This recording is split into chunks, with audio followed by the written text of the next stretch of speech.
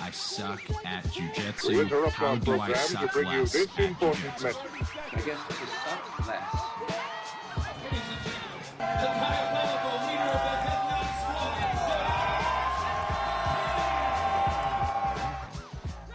Rob, how are you doing, buddy? I'm doing great, Josh. Thanks for having me back. Our holiday episode. I'm so happy about that. Congratulations on all the accolades from the show. You've had the who's who of jiu-jitsu on, but we need to take a reminder today as we're approaching the holidays. The intro to the ISAJJ Jiu-Jitsu show, where Josh McKinney has the major argument with Ezra Lennon. Oh my goodness! About whether Die Hard is a movie or not. So Josh, Bryce, can you see this?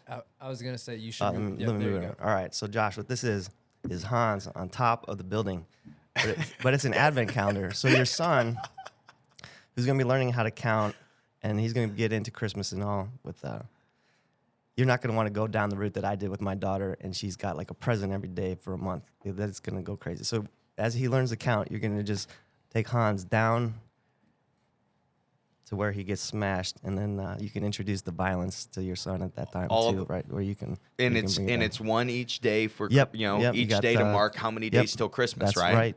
So take him all the way down. Oh my goodness, this is amazing. Where did you get this, Rob?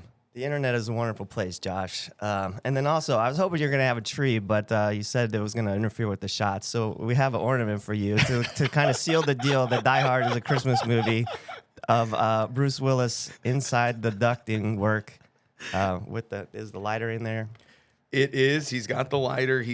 There's only one show where you can have world champion, first family of jiu-jitsu, and then Die Hard as a Christmas movie, and that's the I Suck at Jiu-Jitsu show. It's funny, too, because only deep I Suck at Jiu-Jitsu show fans, 300 episodes in. 300. It's not many people have listened to everything, but the first 45, 50 episodes, it was such a running joke.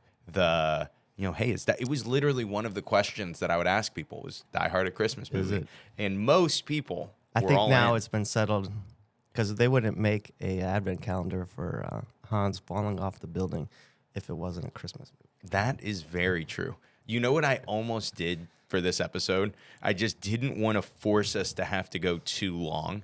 I wanted to put without sound, but with captions, the Die Hard movie playing. And so it could have been like a side-by-side watch through. Oh, that'd be great. And so next year, we'll plan on 2 hours and 11 minutes. Okay. And we'll make sure to, include that as a background. And so what's beautiful about today's episode, Rob, is I feel like I'm kind of the guest on my own show today. Great. You sent us, Bryce, have we ever had anybody send us the email saying, hey, this is what we're going to talk about with bullet points? That was kind of like, I'm like, dude, we need to get Rob on once a month. Let's go. That's so many less bullet points that I got to ever come up with. Yeah, very well prepared.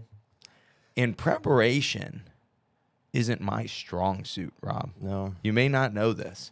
But besides smothering people, I don't have a lot of strong suits, and then knowing enough cool people to have on the podcast.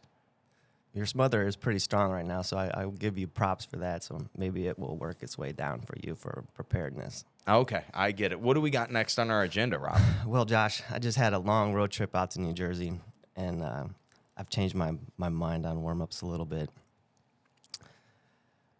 Went to 4 different gyms, trained 5 different times. Each warm-up was different, from the crack your head back and forth, pop the knuckles, let's go, to the traditional shrimpy up and down run around. One of the times we're running around, and you guys know how much I love that.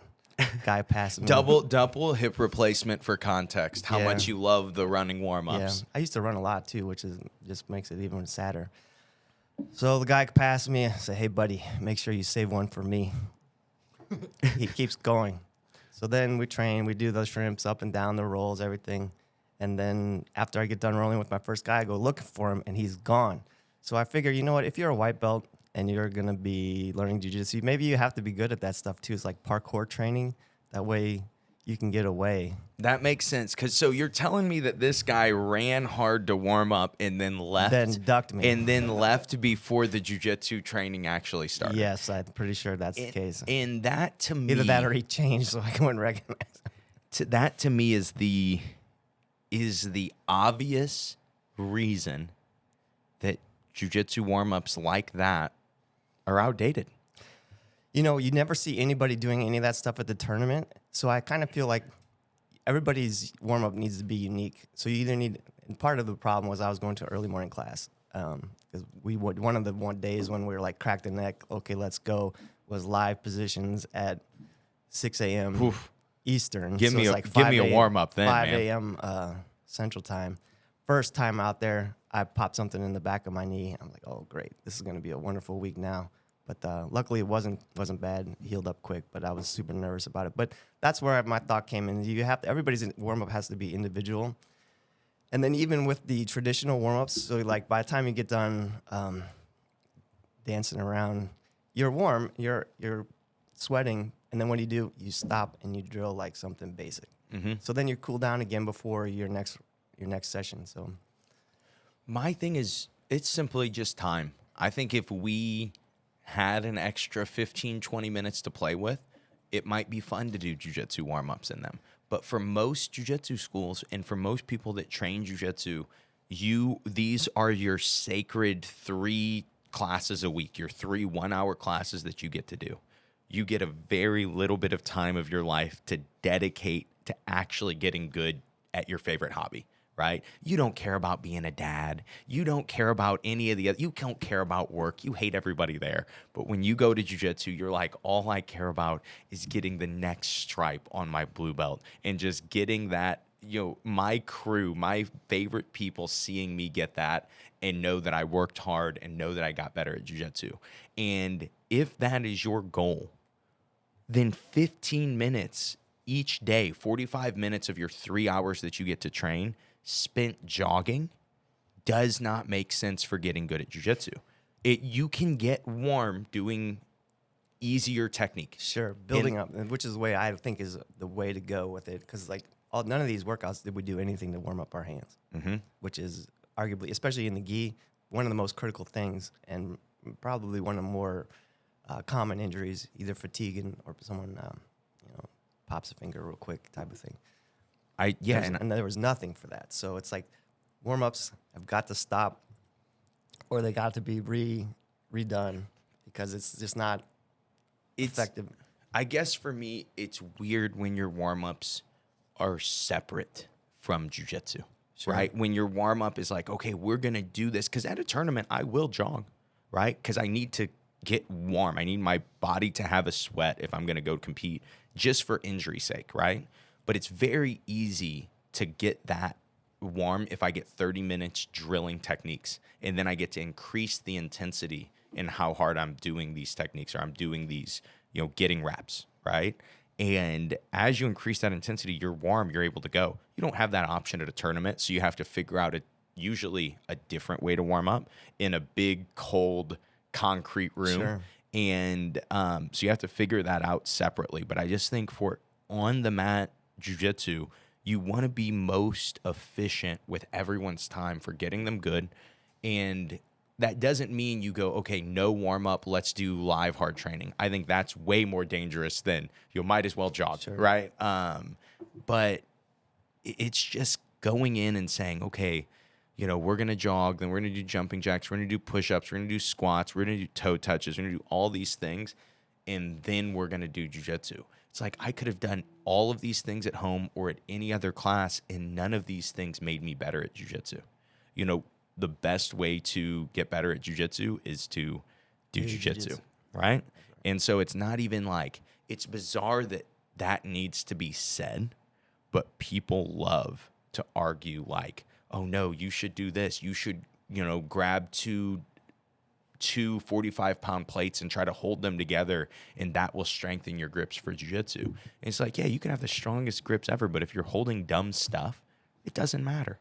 You're pulling me towards you when you shouldn't be.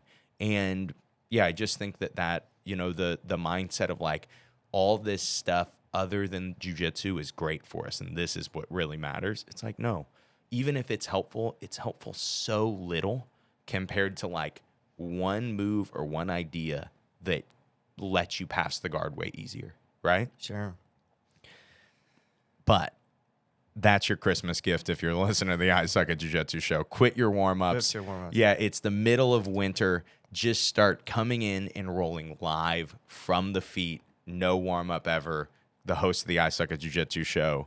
And, you know, Uncle Rob came on to tell you that. You know how my grips got really good? Steroids. No, it was before steroids were a thing in jiu-jitsu, I think. Well, maybe not. My judo coach was huge, and he threw me hard all the time. So I learned real quick, you better hold on. So, yeah, the mindset of knowing what happens to you if you let go. Mm-hmm. And you learn where to hold on. Because you can hold on to a good judoka and just get tossed on your head.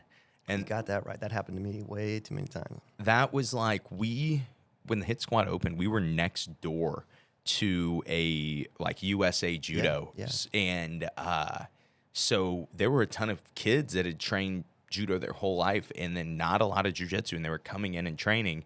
And you could pull guard or you could be like, well, I want to see if I could take this judoka down.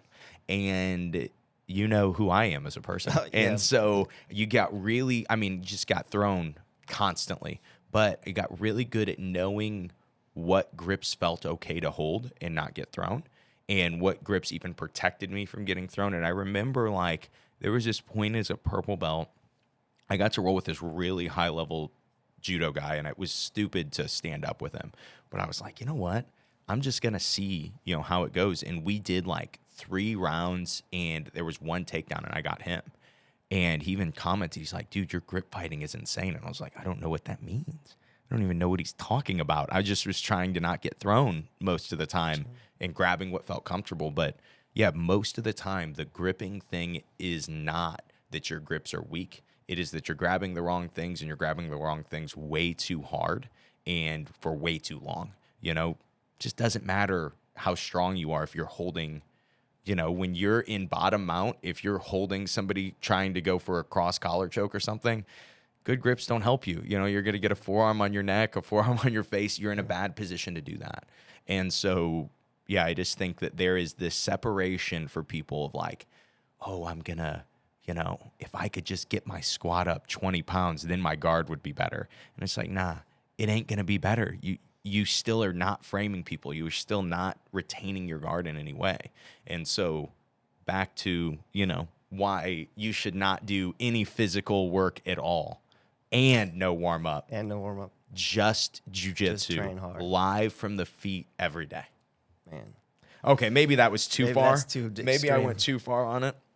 But you really did kill my intro on this episode, Rob. I had this funny Let's go. intro. Let's go. I had this funny intro, I was going to be like, Rob, how are you doing, man? Like, oh, I'm good, Josh. And then I was going to say, it's our Christmas special. And so, of course, like, Bryce, what would you do on the Christmas special? Who are you got to invite?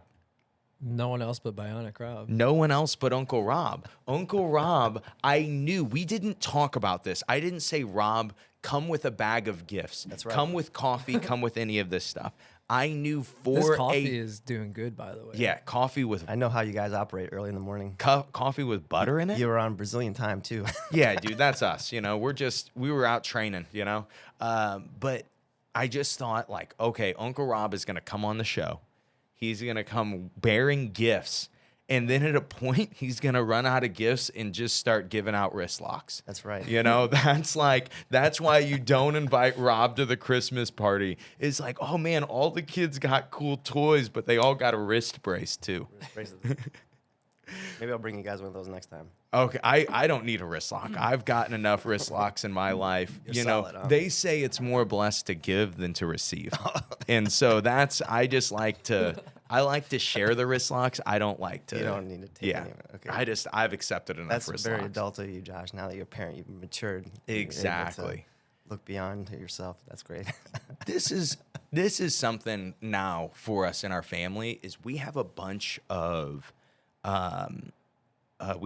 kids in the family now. And so this group that we were all the kids at one point, are now the parents. And to me, logic says, hey, we're all grown people with jobs and children. Let's not get each other gifts. Let's just get each other's kids even more gifts. You know, that's what the gift thing is for, you know? But dude, You got a long list. my family is not having it. They are just like, oh, well, my brother and cousin responded to that with, we've already bought every single person a gift. This was like a month ago that I brought this up.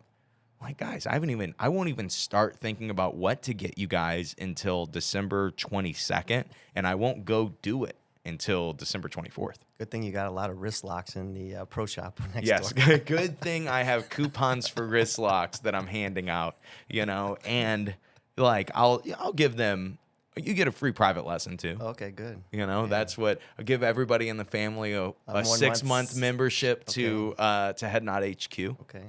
Right? I mean, yeah, and for the out-of-town ones, maybe they can log into the remote site and take some instruction. we don't have a remote site, No. Rob. That sounds way too technical for You us. should get one. I agree. That'd be good. I agree. What's next on our agenda, Rob? All right, Josh. There's some traditions in jiu-jitsu that have come up a long way, and that people just kind of take them as gospel, if you will. Okay. I got 3, and I figured I would let you in on some of these as well. And then just for context, your perspective is that these traditions are good or These are bad. these are bad. Okay. These are bad. We're going to start out with the first one. When rolling live in either open mat, after class training, live class training, the lower belts are supposed to yield to the higher belts when rolling. Wrong. If you see somebody and they're close to you, especially if they're lower belts than you, they might be seeing red, spazzy white belts. They don't care. They're coming crashing into you. So if you see somebody, you need to do what you need to do to get out of the way to protect yourself and your partner, and then the idiots rolling next to you. That's a super hot take. People do not do that. The idea that you need to move for black belts rolling. Sure, it's a cool idea, but Unrealistic. In I've seen practice, too many people getting crashed, concussions. and it's like, yeah, you can get a lot of the time. That's the worst thing that happens is you get concussions from that. And so our rule at our gym, and this is just out of pure logic, is if you're getting concussed in those situations, it's usually because you get kneed or kicked by the other person. So if you see feet, that means 2 things. 1, your face is close enough to get kicked or kneed by somebody next to you. And 2, they don't see you. Exactly. You were at their feet, right? And so a lot of times people are feet tucked underneath when they're in bottom mount, and then they'll like kick one leg straight, or they'll, it's not even a spazzy move. It's just sometimes you need that extra space. And yeah, being mindful of, hey, am I going to get kicked in the head here? Or is my training partner going to get kicked in the head here?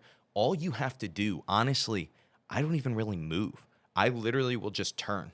We will just take our heads and then we'll be feet to feet. Because sometimes you're so close to people at the gym that it's a tight squeeze at the gym. That's what I do, or I'll just roll the other way, like, I don't know, kamikaze over. I don't know, like Rob. That's not totally true. That's not all you do. I do give safety points too. If somebody is going to move me out of the way and there's a head kick coming my way and they move me out of the way, I give them 5 points. If this is the best part, if the group is very close to us and they're not yielding even after we've moved, either me or my training partner has got free will to submit the other group. There's nothing like throwing on a choke to somebody that's you're not even rolling with. They're busy flailing and getting ready to knock out the whole gym, and then all of a sudden a healthy choke comes their way for being an idiot. That's the greatest. That's what I was referencing. I've seen people listen. Here's the thing. On top of that first rule I give you, if you're about to run into my double hip replacement black belt, you better move. You're going to get hurt doing that, man. The danger, the danger of doing that that's dangerous. And I've seen Rob hit, full on lapel chokes. And for more context, if there's somebody at our school, which is full of wild men, who has more chokes unconscious than Rob, I don't know who that is. You know, Rob has more chokes unconscious than maybe any human being on the planet besides somebody who like makes people lay down as uke and chokes them unconscious. But in live training, more unconscious chokes than any other human on the planet. There was a visitor once that got it pretty good, and I don't think he caught the to me, it's funny. Yeah, it's like, hey, get out of the way. Here's what's coming to you. But then I let it on pretty good, and I don't think he understood. So you know what? That's why you got to be careful. You live and you learn, man. That's gonna knock somebody out. Exactly. And again, you got to watch out for, you know, like if you have a guy. I mean, that is the simplest thing. Is you do see a lot more hip replacements in jiu-jitsu. You have somebody with a hip replacement getting crashed into by two idiots, you know, going from the feet. That's not a good thing. You know, that's not going to be healthy. And so, you know, there is a level of you being mindful enough to protect your training partners too. That, you know, there's a balance to it. And I just think to go like, oh, it's black belts, move. I just don't think those are the guys that usually are the ones that have the most concussion. And you add them up. And that's like when you see the intensity of rolls and how they can be right next to each other. Yeah, totally.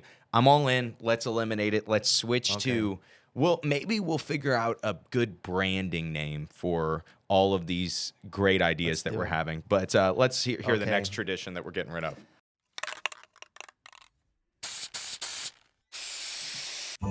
Hey guys, Josh here. Just wanted to tell you about an exciting offer that is exclusive for ISAJJ Jiu-Jitsu Show listeners. So right now, BJJ Mental Models Premium is half off with promo code JOSH. And if you don't know what BJJ Mental Models Premium is, it is your best way to access some of the highest level coaching material that there is in the jiu-jitsu space. I'm looking through some of these deep dives, some of these topics that they have with really high level coaches, like The War Within by Aaron Harrell, or Grappling with Confidence with grapplers like Joseph Chin, Elizabeth Clay, Dante Leon, and more, or even Timeless Jiu-Jitsu with Rafael Lovato Jr. There's so many different hundreds of hours of different content for you to consume and places for you to learn. And the best part is it costs less than a subscription to Netflix. And on top of that, you can get half off your first month with promo code JOSH.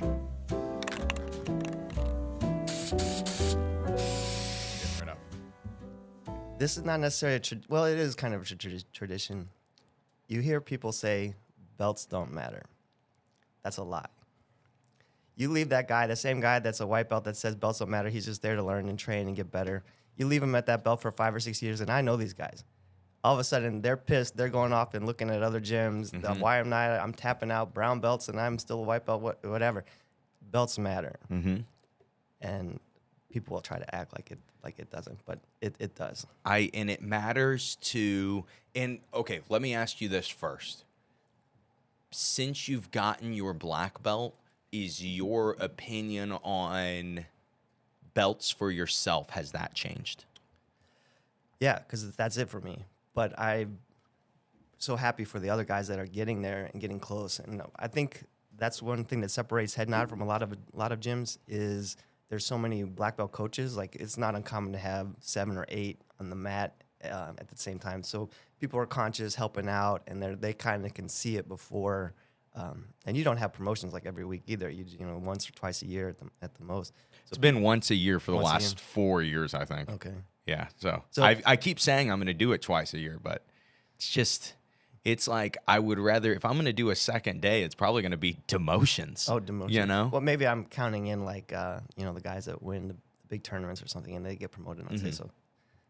Occasions, I guess. But one big, school-wide one. But anyways, all the coaches are kind of watching the guys as they're coming up, so they know when they're ready. And you do a kind of a panel, like who's ready, who's close, can they be ready type of thing, like prior to the time. And I think that helps out big time.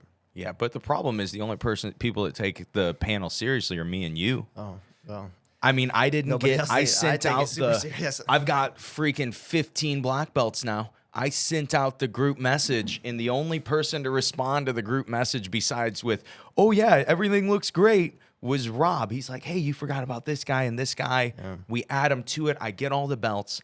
I get done with promotions, and my dad and Justin Kitchler come up and we're like, "Hey, didn't you say you were going to promote this guy?" It's like, remember when I sent you guys the Google Doc? Did you guys, and you guys both, I have text messages. You guys both said, "Yeah, everything looks great." You know, like, oh yeah. You know, like Rob's the only guy who cares about the team. That's right. You know, that's looking out for him. You know what? I know what it coming up under more like a traditional system where I have a coach the whole time. You know what it's like, in the trenches and stuff. So it's not fair to leave these guys that are out there destroying it in the tournaments, coming to class all the time, working hard and getting amazing at jiu-jitsu. It's not fair to hold them back. But what if I don't like them? Yeah, at the end of the day, the final say is on you, Josh. And I did notice there was a couple guys that are probably extremely ready, either by action or tournament wins. But I did notice that they were kind of left out. I'm trying to think of who you would be referring to on that. Oh, it's okay. Good luck next November. Yeah, I'll tell you this. There are definitely people this time. This is, the reason we switched to the once-a-year promotion was a COVID thing. It was like, hey, the first time we did it was right before COVID hit. So then the second time we did it was when we had been training in secret for 9 months, or even a year. And so it was that next year we did it. And then from there, it was like, okay, there's all these people we want to do, but then there's this group that's competing at it was Worlds 2 years ago and then Master Worlds last year. And it's like, well, let's just push all the promotions to be everyone could get it together after that. Makes sense, yeah. And so that was a lot of it. But this year, one thing I miss is we used to, were you around at Head Nod when you would just come in on a random Thursday and then one person would get promoted to their next belt. I've seen that a few times, like guys after the tournament that were kind of held back. I've seen that a couple of times, but I don't. That used to be until we did. So we did right when we did the grand opening at the gym, and that was our biggest belt promotion. And it was because Huff was getting his black belt, and we just decided okay, we're gonna do everything all at once. And I used to do I would only do one promotion a night, and I don't do stripes, and so it would just be you would show up on a Monday. You would be getting ready to train hard, and I'm like, all right, guys, we're going to promote this guy to, whatever. And then it was just with the black belts, I started going into the mindset of I want it to be a big thing. I want there to be everyone to get to experience it. And as a team, too, it's great to celebrate everybody. Like I said, I was so excited when everybody was getting promoted. I was kind of jittery almost. I was so excited, all the guys coming up. Because I knew in advance, because you said you sent out the Google document. So I was just so happy to see them all there. I did have a few surprises, though. You did, yeah. I even kept some. I kept some from you guys. That's right. I don't know why I do it. Okay. It's I think there was this year I competed at, was it this year? Did we compete at BJJ this year, Bryce? Yeah. Me, you, and Ron? Okay. So it was this year. I competed there, and I won. And then, after I won, celebrated with the crowd, pulled my wife on stage, just sold it, I thought. Just did what I would normally do. Didn't really think much of it. And Nick texts me after at Sanders, and he goes, dude, he's like, you are such a showman. That was awesome. And I was like, you know what? No one's ever used that term for me, but that's really, I don't do a lot of this stuff. But, you've seen me do these, like the Mission 111 when when I'll host something and things like that. I'm good at celebrating with people. That's what I'm just good at it, kind of telling the story, and good at being a showman with it. And so there was a level of, well, if I'm going to do this black belt promotion, this one's close, this one is in a sense that time-wise, everyone's this person should be a black belt, but is Josh going to promote them? And so I kept it off the list. I was like, I'm not going to tell anybody about this one. I'm going to let everyone think that it's a no-go. And then I'm going to hit everybody yeah, hard. I know what you're talking about. I've argued pretty heavy on that one too. I'm like, are you sure? Everyone was mad at me. Okay, I'll say it. Bryce, it was Richie. Did I tell you I was going to promote Richie? No, it was kind of up in the air. I didn't tell anybody. And somebody's even in the chat was like, oh yeah, just let him win one more tournament. I'm like, one more tournament? But the guy's already won everything. He's in here destroying everybody. Why wouldn't let him wait? Let him get ready for the next. And I'm pretty sure how these episodes come out, I think Richie would have just come on like 2 episodes ago. So, So we can definitely reference him by name at this point. Once you come on the show, You're you're a just household free. name. You're a character, and we can just roast you or whatever, right? Perfect. But for him, it really was like, I really was like, I want to do this one. Everyone is so mad at me for telling them like, yeah, I'm not sure. And so I'm like, I'm just going to keep riding this. And I think one of the only people that knew, I told my wife that day, so we ran into the belt shortage problem. And I ordered I won't say, but I ordered from a reputable company. And I opened up the package. I got no notification, but there were like 8 or 9 belts that were missing. Oh, disgraceful. And so then, and that's a ton of belts to have to replace in like 2 days. There was not, like, most of the things couldn't be shipped on Amazon within a day or 2. And it might have even been longer than that. It was just most people, they just didn't have A1s and A2s for whatever reason. And so I'm like, I'm desperate looking for a belt. And I actually messaged Summer and was like, hey, do you happen to have has this been one of those things that maybe a year ago, you're like, I should get him an embroidered black belt or something. Sure. And then that could be his black belt one day. She's like, no, I didn't. And then she messaged me again. She's like, wait, he's getting his black belt? And I'm like, oh no, don't say anything. I'm like, just be cool. And so she knew, but no one really knew on that one. And I even saved it to the very end. The last one. And I was like, oh wait, one more, right? Okay. Just always trying to tell the story. I think that's a good thought, though, to check like that, Josh, because some people do get there. Like, I had belts coming up, and I'd hang them back up in the house just so I could stare at it every day to remind me that's where I'm going. I think that is, like, with the belts, it's weird because for most students, they're like, are you allowed to do this? Am I allowed to buy the brown rash guard on Black Friday when I'm pretty sure in the next, couple months I'm going to get promoted to brown belt? Or is that sacrilege? Is as that long as offensive? you don't wear it, if you hold on to it, I think you're okay. There was a guy that came, he hasn't been in a long time. He was wearing, it's not like he had a purple rash guard because he went to a school that was color purple, but he had purchased the jiu-jitsu brand purple rash guard as a white belt, and he was out there, and I'm like, man, that's a bad idea for you to be doing that. Nothing good is going to come to this on an open mat day for you. Ooh, yeah, that's true. You don't want to be, that happened to Mikhail. He bought a blue rash guard from our gym. And they're not IBJJF legal. Blue is the color of our gym. Yeah. And he's brand new, and somebody said, oh, are you a blue belt? And he's like, no. And they're like, oh, that's a blue belt rash guard. And he was so panicked. I was arguing. I'm like, Mikhail, you cannot compete as a blue belt in that rash guard. It is not a blue belt rash guard. There's red in it. There's white in it. There's all kinds of stuff. And he was not having it. And I don't think I think he gave it away. He was trying to give it away. He was scared to wear it. Yeah. And Tell then you what he's not afraid to wear is that pit bull rash guard that he has now. Oh, yeah, dude. Our Polish powerhouse with full equipped.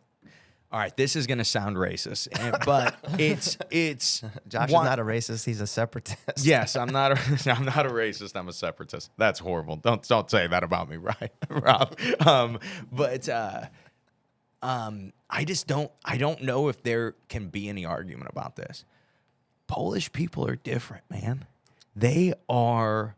I think if there was, if I was going to move and say I need to go to the best place to make good jiu-jitsu, Polish people feel it's not just the intensity. And I mean, it's the intensity, but it's not just the intensity that they bring to the table. It's like that intensity is never going to be good enough. And like, I don't know what Polish fathers are like, but I assume that there's something there. But there's this like, even though I am the hardest worker in this room and I'm working harder than I can every day, it's not enough. And I need to do a little bit more. And I feel like you drop me with some young Polish people. I think I could really create a lot of tough world champions. You give me freaking Jeff Wilson from Gillespie, Illinois, who's soft as butter, bro. And you know you what? Make him a champion. Wait till you get a hold of the. That's what I'm saying. wow. Give me some tough kids. And I think that it's some of the toughest people I've been around. They're Polish. Man. Maybe there can be an exchange program. You can go live with Mikhail's grandma. He was telling me about her. She's a pretty tough lady. She should probably harden you up. I don't want to get tougher. I don't. You're going to go there I'm to from- toughen other people up, but Yeah. you're not going to get tough in the meantime. No, I was gonna go. They don't need toughened up. I was gonna go there to that's gonna teach be a them jujitsu. byproduct for You know, I was gonna teach them how to tap people with pressure, right? And then as soon as they're tough enough to get me, then I'll leave. Then you'll leave. Yeah, Probably a good call. yeah. I feel like Adam. It's not Adam Warzinski. If you ask Mikhail, it's Adam Warzinski. But I feel like old Adam, he's probably doing a good job. He's gonna go out and make Poland the powerhouse, make Polish jiu-jitsu, you know? Yeah. I would watch out for Polish I jiu-jitsu, would man. watch out for that too. All right, what do we got? What's our next? Okay. What are we getting rid of next? So we have plenty of time for you, Josh. There's a little thing where people think that flow rolling is bad. And I'm here to tell you, flow rolling is amazing. Not only is it going to help you with your timing, it's going to be in a safe environment. A lot of times I grab people out. What would they be doing if they weren't going to roll with me at a lighter pace? They'd be sitting on the side. Mm-hmm. So what are they doing instead? They're sharpening their skills. They're getting a little bit of cardio in. They're in an environment where they know they're not going to get destroyed. You know, there's nothing hard going on here. You know, flow rolls are great. Mm-hmm. Absolutely important. You know, you talk about a lot of the positional sparring, you know, designated winner and stuff like that. But just a general flow roll, so good for your jiu-jitsu. You're going to learn stuff when you flow roll with a guy that normally beats you. You're going to see like, oh, his timing is good right here. Or like all of a sudden he scrambles here. And what he does is you're going to see all that stuff. And you'll never pick it out quickly in a live roll. So if you can slow things down and start seeing stuff amazing, like I call him Sensei Sanders. When Nick comes on Sundays, I always try to be his warm-up round because I learned so much from him because he's got stuff that he just takes for granted that he does. And I was like, wait a second, why are you doing that? Why is this here? This grip is there instead of doing this like the traditional way. And he's like, oh, yeah. And he gives me the reason. I would never get that if I wasn't, you know, going easy with him. So I try to warm up with him because I'm always going to get something great. And if you're not learning, what's really the point? Man, I think that is just so many people, and I'm a big positional spar person, right? But that was my reasoning for designated winner, and for really starting to push that and really believe in that was because I started to realize that, one, most people didn't even know how to flow roll. They didn't really understand the context. It was like, it's as if they would like, you know, okay, I'm going to sweep you and get in a mount, and then you're going to escape mount, and then you're going to sweep me back. And they have this thought of like, it's just a drill. And it really isn't. Like you said, you always hear people use this term. They'll say jiu-jitsu is pattern recognition. And I don't know what that means, but I do see what they're talking about sometimes. Sometimes you see certain positions, and just the quicker you are to know when to start fighting, to know where you should start fighting next. And as you go into rounds, you get into weird spots. Like as you get deeper into a round, you get into weird spots. And then you have to say, man, an underhook worked here last time. I'll try the underhook again. When you flow roll, if you do it in the right mindset, and the right mindset is no strength, but you never stop. You never stop the movement. So if you do sweep the guy into mount, you don't just sit there and wait for them to escape. You start to look for an underhook. Even though you're going to let him bridge and roll you, you give a realistic reaction. Because in jiu-jitsu, like, I remember hearing JT Torres talk about this. It's like, you should always be fighting for the next point. You should always be fighting for the next grip. And it's mentally, people are like, oh, I should always be fighting hard for the next grip. It's not always like that. A lot of times it's learning that you don't have to fight hard to move your hand from your hip to being a deep underhook. It's just you need to know that that underhook's important. Sure. And I completely agree that one of the best ways to do that is flow rolling. And when I look at flow rolling, some of the best flow rolling I've done is like my dad and I will do, we haven't done it in a while, but we do like 30-minute flow rolls. Just keep the movement going. And, we would even hit submissions on each other, maybe 2 or 3 throughout the whole round. Because sometimes as you continue to fight, you actually end up in an arm bar. Yeah. And it's valuable to give the guy a chance to defend and give you a chance to finish, right? And I just look at the controlling of pace in general when you're rolling. Like I look at me and Ron's rolls. So often it's like he and I could fight harder, but we're fighting for the exact same stuff regardless. And so we choose to not fight harder and just try to out-technique each other. And then most likely it's like we try to out-technique each other on back takes. And it's these really fun rounds, and it's made me so good at taking the back. But it's because even without a lot of conversation, just with good training environment, we've taken a lot of the intensity out of that roll just because we can then do the roll all the time. It doesn't hurt our bodies, and we're both getting better from it. Absolutely. And so not just, it's like there is value in learning to be able to do jiu-jitsu from like every percentage from 0 to 100%. And I think that flow rolling is kind of as close to 0% in, of intensity that you can do. Yeah, it's so important. Totally agree. What are we on next? Josh, you've never talked about how to pick out a jiu-jitsu school. So it's coming up, New Year's. Maybe we'll talk about New Year's resolutions too. So what do you think someone needs to look for when they're just getting ready to start looking for a jiu-jitsu school? They've gone to the yellow pages, or they've gone to the internet and they're like, I'm going to try jiu-jitsu, or they just were at a holiday function and someone they know is like, oh, you're going to love it, you got to try it. I think there's some key things that you need to look out for a school. What do you got first? What are our key things? Well, if you're going to take the basics out, convenient classes, is a location close to you. I think a non-negotiable is, especially if you're going to do live training, double stack mats.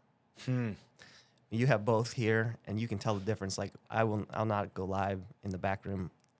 Meaning a subfloor underneath your mats. Yeah, yes. Absolutely required.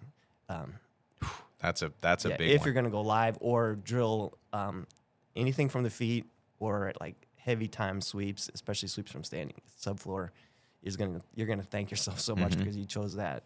And then obviously you want to make sure that the atmosphere is going to vibe for you too. Are there others, and not just like one or two, but is there a group that's similar to me, like either in age or fitness or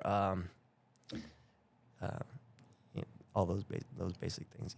I like those. I think I would even go a step back from what you said in the very beginning. One of the biggest things that I would look for is somebody who I liked their company and thought was cool that trained at that place already, right? If my cousin, who I always love to see at Christmas, is like, bro, come try jiu-jitsu where I try it, I don't think you go, oh, but this place is 15 minutes closer to me. I don't think you do that. I think you trust that judgment over anything, because it's very hard to weed out jiu-jitsu schools. It's very hard to really know what environment is going to be the right environment for you. Because you go like on Google, everybody's Google page is written by ChatGPT now, right? Everything that you see is Brazilian jiu-jitsu. What difference is there between these 10 gyms? And I really do see that as the current problem for the brand new jiu-jitsu consumer, because that's what people are going to be now. People are coming into jiu-jitsu because they're hearing about the benefits, they're hearing about how great it is. And I really think that this is more of a problem of school owners and less of a problem of the consumer. The consumer can't change anything, right? They just got to go and kind of feel things out and see what the right fit is still. But I think that... So do you think broadly, like I hear I'm a owner of a gym, like am I trying to reach all these things, or are you just letting it go organically? Or I think for me, I think it's important to have definition of, especially if you've done it for a while, what you want your gym to be. What do you care about? For me, it was like, I wanted to, of course, make money on my jiu-jitsu school. And everybody I talked to was like, you have to do kids classes and you have to, and it can't be a competition-focused school. And that was what everybody told me. I was a purple belt adult competitor at the time. Even though I tried to not make it a competition school, it became a competition school. And I started to, there was a point where I just go, oh, nobody cares about this self-defense stuff. Nobody cares about any of this stuff. They just want to get good at jiu-jitsu so they can compete, because that's this fun thing that we're doing. And so much of it was like their coach, the person that they saw in the jiu-jitsu space, was huge on competing. And so they're going, okay, well, I could do that too. This guy knows how to do it. And I just think that there was a point where I stopped going, oh, everybody is welcome here, and this is the perfect environment for everybody, and bring your family and all this. And I started to look around the room and be like, holy cow, we don't have any families here. This is just all people at this like pretty close to age range that just want to get good at jiu-jitsu. And then when I started to lean into that and started to say, we're going to present people, we're going to present the consumer with, this is a competition school. Not in the sense that you have to compete. It's just what we focus on, and we think there's a lot of value in it. And people are here to get good at jiu-jitsu, not to get a belt, not to do some tradition, not to feel the way that they felt when they did taekwondo as a kid. It's not that. This is a place to show up, get good at jiu-jitsu, leave, and then ideally show up to the tournament, beat people down, and leave. That's what we do. And a lot of the other stuff comes with that too. You know, you can that old adage of like, oh, you got to learn self-defense, or who's going to win in a real altercation, the guy that trains sport or the guy that trains strictly for self-defense. And everybody knows anybody who's training for competition is going to be ready for any altercation. Mm-hmm. And I agree with that. And I even think that there is, when you dig deeper, there's more of a focus for us, not just on winning competition today. And I think that's a big difference, is there are certain ways we could train that would allow our blue belts or our white belts to maybe win more matches. And I mean, lately our blue belts and white belts have been doing incredibly amazing. Good. But at least back, let's say, before we've really leaned into what we do, and let's say 2 years ago, we could have went the standard route of, if they all get good at omoplatas, then we will win matches now. And the problem with that is you start seeing omoplatas, they start to like die off a little more later in blue belt, and they die off even more in purple belt. And when they're all you have, they don't work at brown belt and black belt, right? When you don't have any other jiu-jitsu to threaten. And it's like, if we did that, you know, we might have gotten more wins in the beginning, but we really have focused on what is the most valuable things for winning in jiu-jitsu in the long term, for being very good. And that, if you really, at least from the approach we're taking, if you really boil it down, you can make jiu-jitsu athletes that are good to just do jiu-jitsu or to just grapple in any situation that you put them in. And it's not about the gi or without the gi. It's about learning certain things and getting really good at certain things. And not only that, but having a certain value system when it comes to grappling. And I just think that, like, you see jiu-jitsu so much, the value system is off. People are so willing to fight all the way to get to mount and pin somebody, and the guy starts to belly down or turn on his side, and then they're so willing to fall off of that guy to pull them on top of them to try to take the back. And then what happens sometimes is not only do you lose the back, but you lose the back and you're on bottom, right? To me, that's a bad value system. And that value system does not translate to the street, right? To self-defense, does not translate to fighting that much when you think of how valuable it is to be on top. Even if a guy's bellied down, yeah, okay, I'm still on top of you. You're still stuck between me and the floor. It's still going to be hard for you to get up. As soon as I pull you on top of me, like, oh, but I got hooks. People have built their value system off points. And the truth is, like, a figure four would be better than hooks most of the time anyway. it's not about, and me and Bryce like have even talked about this when it comes to competition, is this like you get this value system of I want to get good at guard so I can sweep and get 2 points. And that is not a good value system for the long term. It should be I want to sweep so I can get on top and beat you on top. That is the system that long term, if you focus on it, you are going to be best at jiu-jitsu. And so to me, it's not just like the lack of traditionalism in other things that could make our gym special. It is the lack of traditionalism in how things are being taught, how things are being explained, how things are being done. And that environment isn't good for everybody. Not everybody likes that. See, I'm a relaxed traditionalist. You know, the promotion day, I still got the white gi, and I just can't, tabs on the right side and everything. I've got my black gi. I've got the white belt gi. on. Yeah, he forgot his belt at home. He almost had to give his belt away, I think, this last time around. I did. He's promoted 3 or 4 people that come without gis on. I did. I promoted my first black belt that didn't have a gi on. Yeah, that's very anti-tradition. A lot of I'm pro black gi training. Everybody is there to just express themselves, have fun. But yeah, the certain circumstances, I still can't get myself to break tradition in a lot of ways. I get it, man. But I'm relaxing. Maybe one of these days you'll see me roll into the belt day with the black gi on. You know what? I think next time we just maybe I'll get you a tie-dye gi or something so you could really, you could lean into it. I'll get you the Goku gi that's orange, and it's got all the patches on it and stuff. I think I've seen that one before. That's a cool one, man. Yeah.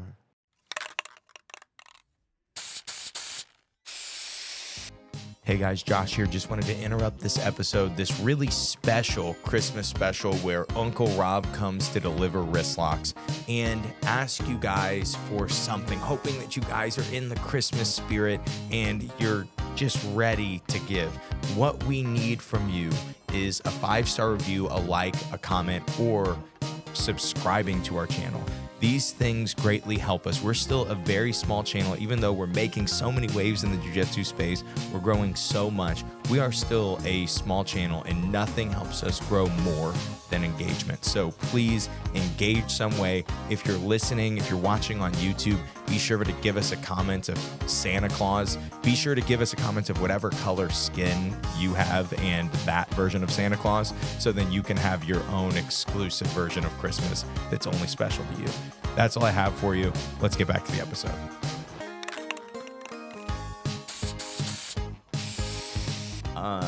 What do we got next on our agenda? Do you want to talk about New Year's resolutions, Josh? Do you ever set any?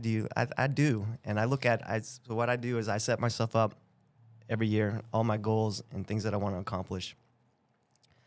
I need to do better about like putting them out on the calendar, but I have the list every week, where I'm going to train jiu-jitsu 3 to 5 times a week, and I set myself like realistic ranges. Like if you sit down, you ask most people like, okay, we're going to set up our training schedule. What's going to look like? It's going to be insane. Yeah.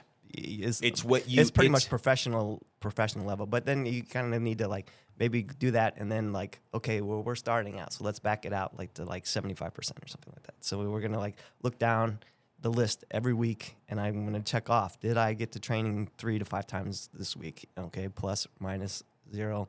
What got in the way that I didn't get to do that? Did I do my conditioning 3 times this week? Yes or no? What got in the way? Stretching every day. Like I never miss a day stretching. It's so beneficial for me. Even diet, and then get into like your personal life too. Things you want to do at home and work, etc. Do you do anything like that, Josh? Do you like set yourself up, or you just kind of roll with it? So I do something similar. Or accountability. I'll go in it, but before we do, it seems like everything that you were talking about was more habit building than it was. Probably our habits now, but the accountability at the end of the week, like, hey, did I get on my spin bike 3 times this week? And if not, what happened and why didn't I do it?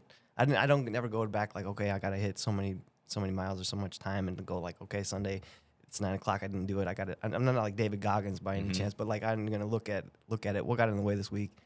How am I gonna make corrections to where I get that in? Do I need to get up earlier? Do I need to start this earlier? Was there a distraction that came up? Is that something that I can work on? Where do the habits come from? Like do you have okay, for me the example is my New Year's resolutions tend to be goals, right? And not in a sense of like they're always a dollar amount or something like that, but something in a sense that I know is accomplishable. Like I want to, and I don't know to what extent, but I want to compete at adult in 2025. And I know that to compete at adult, there are certain habits that I just have to stay consistent on, certain things that I can't do. And I'm looking at those, and that's where I kind of build my habits from, right? Is like, okay, I can't be freaking fat, that's biggest one, right? I can't be, if I'm doing adult, I cannot be fat. I cannot be going against guys that are geared up and have no body fat. I've got to be closer to them in size, right? And that is where my habits of eating, and I'm starting to go like, has been the best style of eating for me in the last however long, right? And so that's where I have my, this habit really works well for me, and this is what I'm going to focus on. Do you have grand goals, or do you think in terms of like my job now? I've kind of zoned in on all these things. My job now is consistency. Absolutely consistency. I want to be ready, and I don't want to slack off or lose ground. Kind of like the freight train tractor mentality. To just keep going forward. Yeah. What about jiu-jitsu goals for you? It doesn't have to be this year even, but do you have any long-term jiu-jitsu goals, things you think about, what's 5 years from now when we're on episode 600 and you are coming on the show and we're chatting, what's life like for you from a jiu-jitsu stance? Are you still at head nod? Have you abandoned us? Oh, no. What are you up to? Yeah, unless I move, right? I don't see that happening. But yeah, still at head nod. Yeah. Still teaching jiu-jitsu? jiu-jitsu? Still teaching. Hopefully, I've already got a great start. Got guys that are winning at every tournament that they're going. So yeah, having that continue would be amazing. Yeah, man, that would be nice if I would have had guys that were tough when I started coaching. But I had freaking Bryce, Sorry, coach. No, I'm Bryce just has joking. come a long way. Bryce was People later. Yeah. I had a tough crew to start. Bryce was the soft crew that came soft after. crew. Bryce and Jeff. Oh, they're pretty tough now. I don't know. They're hardening up. Maybe you'll send them to Poland with you to. That's true. Maybe they're gonna go with Uncle Mikhail and do a Poland trip. Immersion. Love it. That'll be perfect. Mikhail was telling me one day, I bring in my son, it's winter, he's 3 months old, and I like rush from the car into the gym, and I'm teaching noon class, and Mikhail is like, yes, you see this baby on this stroller? And I'm like, yeah. He's like, in Poland, you would see 5 or 6 of them outside sitting in the snow. They're bundled up, but, they wouldn't bring them into the grocery store. You just leave them out, and they're outside. I'm like, Mikhail, that's not true. You're lying to me. That's not. But who am I to judge? Maybe it is true. I think you did toughen Matthew up quite a bit. He was only maybe a day or two old. I'm like, hey, Josh, are you wrist locking him, making sure that he's going to be tough, while he's flexible? And he was like, oh, man. He's getting circumcised tomorrow or something. All right. We don't have to worry about Matthew being tough. Yep, that'll toughen him up. Yeah, after that, man, he couldn't walk for a year. That really will mess you. That circumcision will mess you up.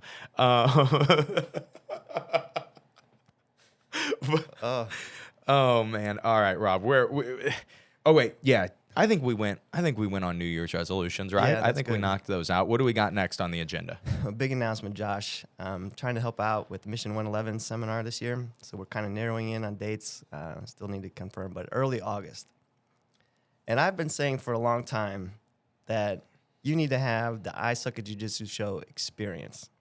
And the way I envision this is where people are going to be super excited not only to come in for the seminar, but they're going to get a taste of the weekend training of Josh McKinney. So there's like a Friday night seminar, maybe some of your black belts teach. They come Saturday morning. do workout with your dad, kind of learn the system of the 15-minute efficiency workout. Maybe do his class, then roll over to the seminar Saturday afternoon. They have Saturday after the seminar off to explore St. Louis. Try not to get mugged or anything downtown. Gotta make sure That St. part Louis- sounds questionable. St. Louis, make sure it sounds tough, right? Yeah, And we then, might need to have a dinner on Saturday maybe or something. something like that. And then finish off with the open mat on Sunday morning. It's like the full Josh McKinney experience.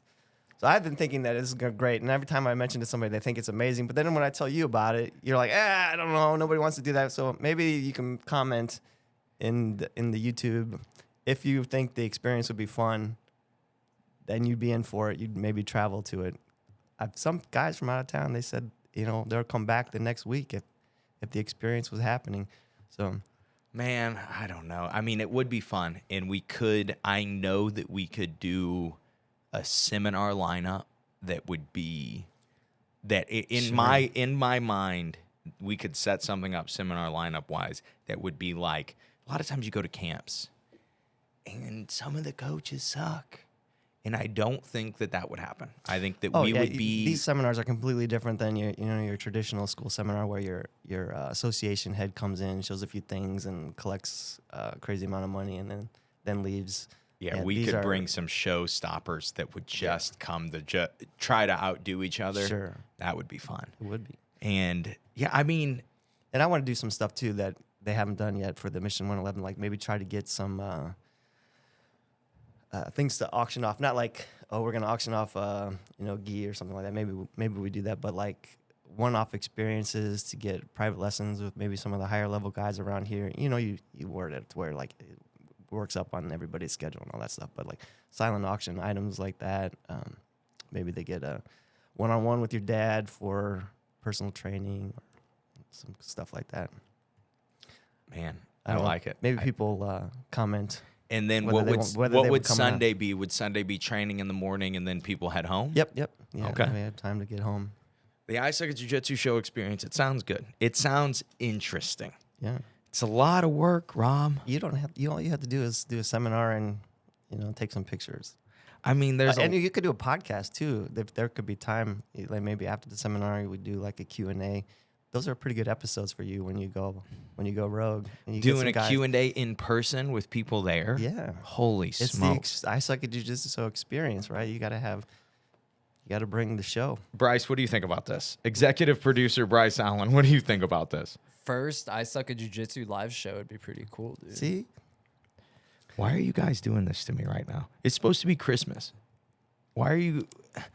Come on.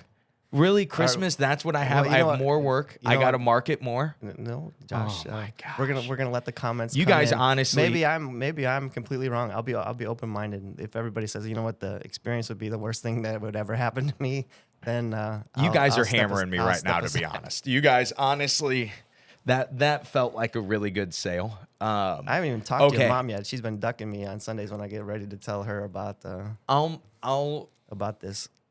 Okay.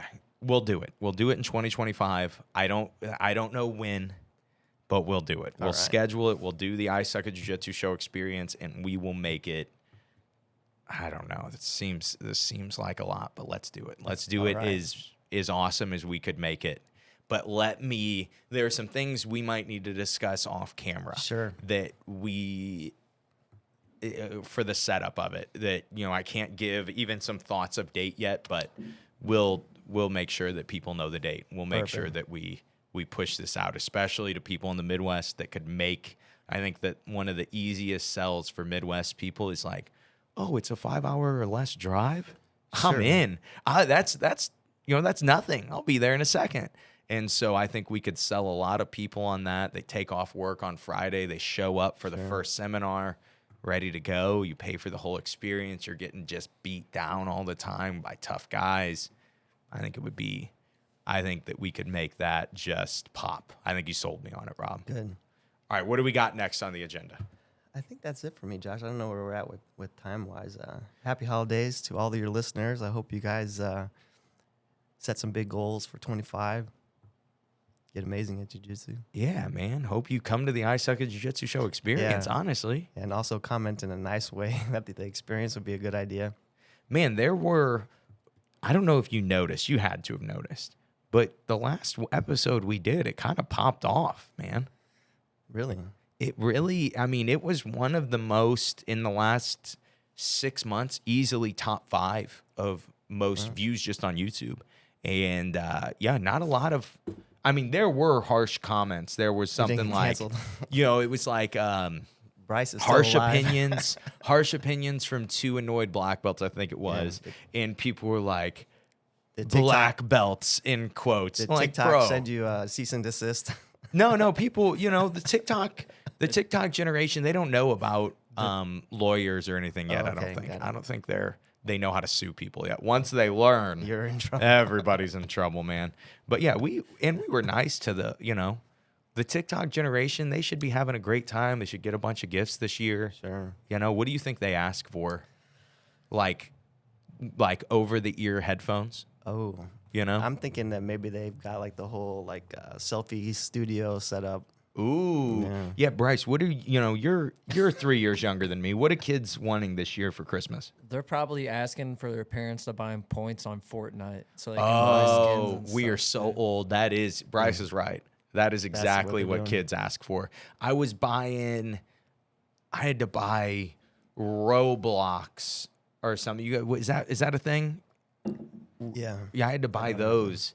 And I feel like I was buying them for like a 30-year-old. And I was like, hey, is this for adults? Like, I don't really know what that is. But yeah, just there's so many different, you buy a membership for somebody. You don't buy any physical. It's like nobody anymore buys you Hans Gruber falling off of the Nakatomi. Is it Nakatomi? I think you're right. Yeah, it says Nakatomi. This is a misprint, but the Nakatomi building from the top floor to mark how many days of Christmas there are. Nobody does that anymore. It's like it's a lost art, buying somebody that thoughtful of a gift that they can actually have in their hand and they can put somewhere and see it. Rob does get the best gifts. Most of my son's favorite books, and don't get me wrong, Rob has gotten some propaganda books for my son too. He's always trying to indoctrinate him into something. And that's why my son likes Tiny Desk, because Rob's like, hey, Matthew, you should listen to NPR, man. Check out this Tiny Desk concert with Dua Lipa. And I'm like, Oh, yeah. I don't know. He didn't like He Dua doesn't Lipa. need to know who that is. He doesn't need any interaction with them. But He's 311's biggest fan, I think. he is. He still does. If I need 16 minutes and 30 seconds to cook something, all I have to do is turn on 311's Tiny Desk concert, and he good to will go. sit. He has this little couch that he has. He will sit on it and just watch. And then when it ends, it'll play something wild from Tiny Desk, and he'll be mad. He'll be like, no. "This is not. Not what I came to see. This is not 311." Yeah, Matthew's great. I remember you come in. It was open mat day. We had a visitor. Josh's like, hey, here, hold my baby. And then he goes down and beats down the visitor. And Matthew was just I've never seen a child so happy watching his father beat somebody down. He really, he loves it. He does love seeing me beat people up. It's funny. And that's the funniest thing is like, I love going to Sunday open mats with him. And I will, sit out like every 2 rounds. I'll sit one out and I'll hold him. And then I'll like pass him to Jeff around, pass him to somebody else around. We both have to go home and shower together after because we're covered in ringworm and staph infections. Shout out. Oh, what was it that Avowal was? I got this spray, and I don't have a staph infection or ringworm yet, but it's like You're working on it? Yeah, it's like not alcohol based. It's all organic, and it is like you can use it. In theory, it claims that it kills ringworm 99.9999% of bacteria and antifungal, is it antibacterial? Yeah. And That was probably a good spray it time on you to, after. I wouldn't do it on my son yet. I haven't risked that yet, but I've been spraying that on post training. you can just not shower after that. I'm pretty sure. Yeah, you probably should get into the habit of that. Anyway. Well, I would say when you have like the buffer that you have to go to Walmart after and pick up, something from the store, you're like, man, I don't want this to sit for an hour on me. So you spray that on. Yeah. I don't know. Good, But the training with Matthew, getting ringworm together, being all sweaty on him, he loves it. He's getting around. He loves, I don't know if he's just racist, but he loves watching me beat people up, and he loves watching Robert beat people up. Okay. I don't know if he just loves brown people, but he's happy. he loves it. Nice. It's his favorite thing. Now's probably a good time, too, to remind everybody to wash their gis after training. No doubt about it. That's your Christmas gift for the stinky training partner. If you don't have a stinky training partner, it's you. Right? Oh. If you don't know who's the stinky guy at the gym, it's you. Wash your gi. Yeah. You'll be handing them out some Tide Pods or something, right? Mm-hmm. Everyone, everyone got me defense wipes, and everyone got me OxyClean for Christmas. This is weird. Why are they so cleanly here? Yeah. It's because you're the stinky gi guy. Ooh. Yeah. So, Rob, do you have anything you want to say to finish? That's it, man. Thanks for having me on. It was a fun time. It's always a fun time to have you. I'm sure that we will have you on a few times in 2025. All right. Next time you have the show notes ready for me, Ready to go. lay it on me, and we'll run with it. Awesome. Thanks for having me. Yeah, Thanks for thanks. coming on, buddy. Thank you.